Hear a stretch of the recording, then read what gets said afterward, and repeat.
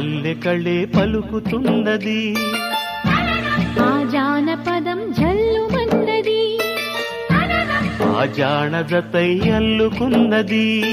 మొగలి పువ్వు మహారాజుకి మొదటి కానుక ఎదను పరిచి వేసేయన ప్రణయ వేదిక మల్లె నవ్వు మారాణి ఈ గొల్ల గోపిక మూగ మనసు వింటున్నది మురడి గీతిక